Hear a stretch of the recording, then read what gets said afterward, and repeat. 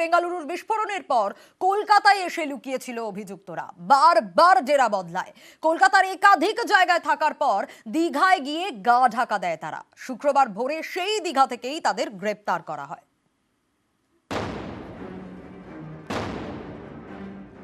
বেঙ্গালুরুতে বিস্ফোরণ, বাংলায় গ্রেফতার। দীঘা থেকে পাকড়াও দুই সন্দেহভাজন জঙ্গি, আব্দুল মতিন তোহা, মুসাফির হোসেন সজীব।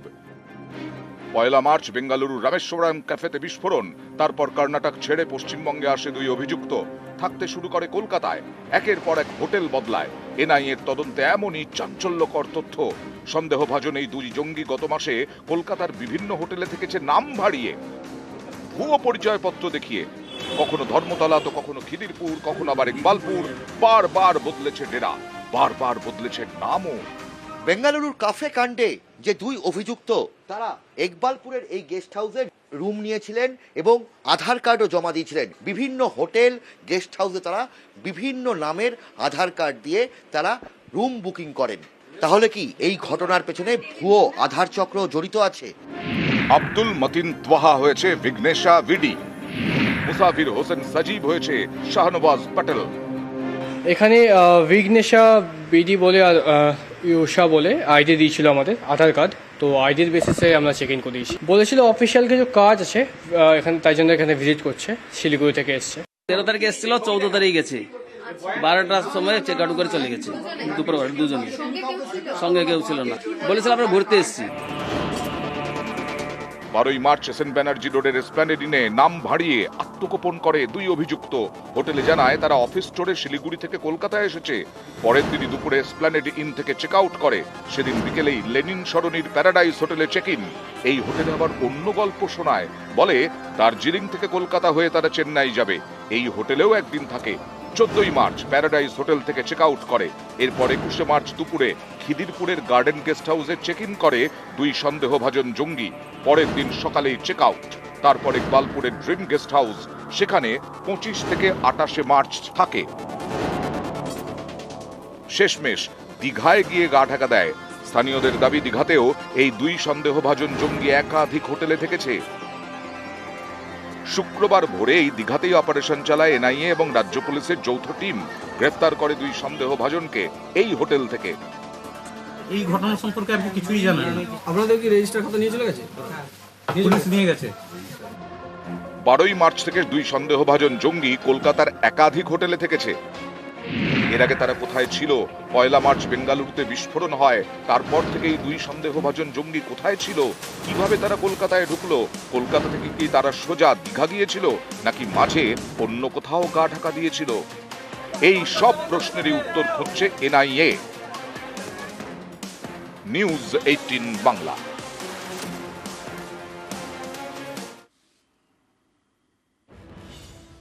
বেঙ্গালুরু বিস্ফোরণে ধরপাকড়ের পর গতিবিধিতে নজর। ধৃতদের বেঙ্গালুরু নিয়ে গিয়ে জেরা এনআইএ। আরো একবার জানানোর চেষ্টা করব, বেঙ্গালুরু বিস্ফোরণে ধরপাকড়ের পর গতিবিধিতে নজর। ধৃতদের বেঙ্গালুরু নিয়ে গিয়ে জেরা এনআইএ এবং একের পর এক আপডেট উঠে আসছে কলকাতা, দীঘা। কিন্তু এই ঘটনা 1 মার্চের পর, তারপর থেকে তারা কোথায় ছিল, কোথায় গা ঢাকা দিয়েছিল, আরো বিস্তারিত জানার চেষ্টা করব অমিতের কাছ থেকেই। অমিত, একের পর এক আপডেট তো উঠে আসছে।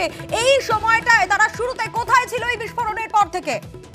একেবারে তো আব্দুল মতিন তোহা এবং মুসাফির দুজনের গতিবিধি কোথায় ছিল, অর্থাৎ 1 মার্চ বিস্ফোরণ ঘটানোর পর তারা কোথায় পালিয়ে গেলেন, এই বিষয়টি কিন্তু বারবার তদন্তকারীদের সামনে কিন্তু তারা বিভিন্ন ট্র্যাক করার চেষ্টা করবে। সেক্ষেত্রে তারা যেটা দাবি করছেন যে বিস্ফোরণের 2 থেকে 3 দিনের মাথায় তারা কর্ণাটক ছেড়ে দেন এবং তারপরে তারা চলে যান চেন্নাই। এবং চেন্নাই থেকে ট্রেনে চেপে তারা কিন্তু কলকাতা এসেছিলেন। এই তথ্য তাদের সামনে এসছে এবং কলকাতায় এসে কলকাতার চারটি হোটেলে তারা বদলে তারা ছিলেন। কিন্তু 28 তারিখের পর, অর্থাৎ 28 মার্চ ইকবালপুরের গেস্ট হাউস ভাড়ার পরে তারা চলে গেছিলেন হাওড়াতে এবং হাওড়া থেকে তারা বাস ধরেছিলেন, এমনটাই কিন্তু তদন্তকারীদের দাবি। এবং বাসে চেপে তারা রওনা দিয়েছিলেন কাশীর উদ্দেশ্যে এবং কাশি থেকে তারা পৌঁছেছেন দীঘা। এই তথ্য কিন্তু এখনো পর্যন্ত সামনে আসছে। সেক্ষেত্রে এই 28 তারিখের পর থেকে গতকাল ভোরবেলাকে গ্রেফতার করা হয়েছে আমরা 12 এপ্রিল।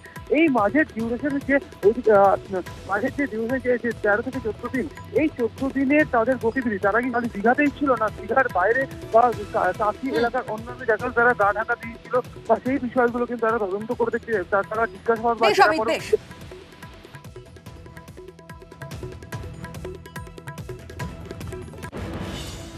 জঙ্গিদের হাতিয়ার আধার, জাল আধার কার্ডে একের পর এক হোটেলে আশ্রয়, পরিচয় গোপন করতেই আলাদা আলাদা আধার কার্ড। জঙ্গিদের সঙ্গী জাল আধার কার্ড চক্র। আপনাদের জানিয়ে রাখার চেষ্টা করি আরো একবার, এই জঙ্গিদের সঙ্গী জাল আধার কার্ড চক্র। আব্দুল মতিন তোহা প্যারাডাইস হোটেলে ওঠে আনমোল কুলকার্নি নামে, ভুয়ো আধার কার্ড ব্যবহার করে, এরপর এসপ্ল্যানেড ইনে ফের নাম বদল করে, ভিঘ্নেশ বিডি নাম বলে মথিন, আর এখানেও ছদ্মনামেই আধার কার্ড তার। শেষে প্যারাডাইস হোটেলের নাম পরিচয় দিয়েই ইকবালপুর হোটেলে আব্দুল মতিন তোহা।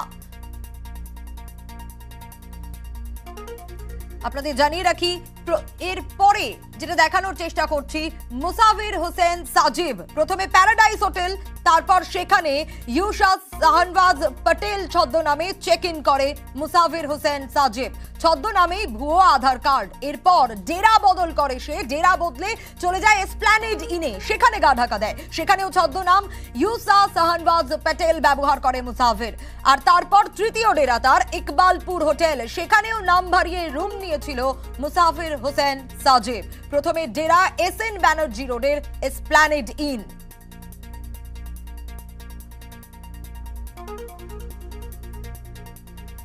আপনাদের জানাই প্রথম ডেরা এসএন ব্যানার্জি হোটেলের এসপ্ল্যানেড ইন, আর তার পাশাপাশি এসএন ব্যানার্জি রোডের এসপ্ল্যানেড ইনের পর 12ই মার্চ এই এসপ্ল্যানেড ইনেই আত্মগোপন দুই জঙ্গি মুসাফির হোসেন সাজিব ও আব্দুল মথিন তোহা।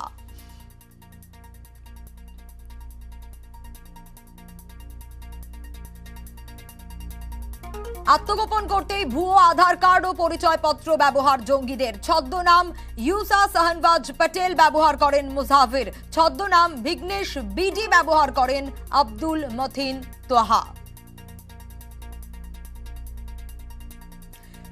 শিলিগুড়িতে অফিস ট্যুরে যাওয়ার কথা বলেন দুই জঙ্গি। 13ই মার্চ হোটেল থেকে চেক আউট করেন তারা। 13ই মার্চ তারা হোটেল থেকে চেক আউট করেন। শিলিগুড়িতে অফিস ট্যুরে যাওয়ার কথা বলেন এই দুই জঙ্গি।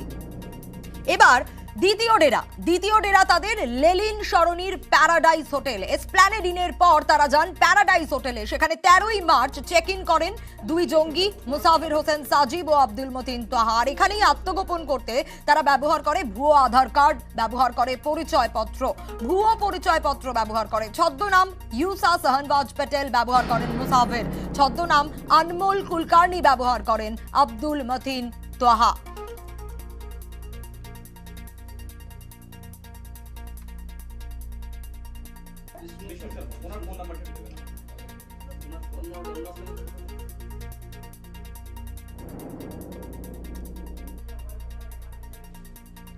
দ্বিতীয় ডেরা লেলিন সরণির প্যারাডাইস হোটেল, এখানে 13ই মার্চ চেক ইন করেন দুই জঙ্গি মুসাফির হোসেন সাজিব ও আব্দুল মতিন তোহা। এখানেও আত্মগোপন করতে ভুয়ো আধার কার্ড পরিচয়পত্র ব্যবহার জঙ্গিদের। ছদ্মনাম ইউসা শাহনওয়াজ পটেল ব্যবহার করেন মুসাফির, ছদ্মনাম আনমোল কুলকার্নি ব্যবহার আব্দুল মতিন তোহার।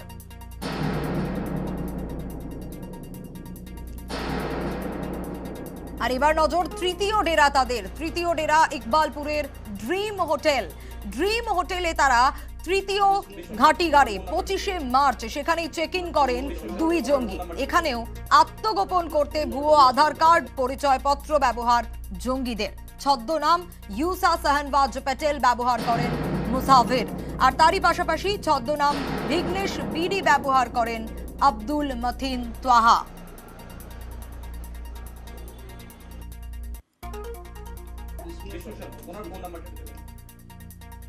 ইকবালপুরের হোটেলের সিসি ক্যামেরায় ধৃত দুই জঙ্গির ছবি। ইকবালপুরের হোটেলের সিসি ক্যামেরায় ধরা পড়েছে ধৃত দুই জঙ্গির ছবি। সেই ছবি আপনারা দেখছেন, সিসি ক্যামেরার ফুটেজ। ইকবালপুরের হোটেলের সিসি ক্যামেরার ফুটেজ এটি, ধৃত দুই জঙ্গির ছবি।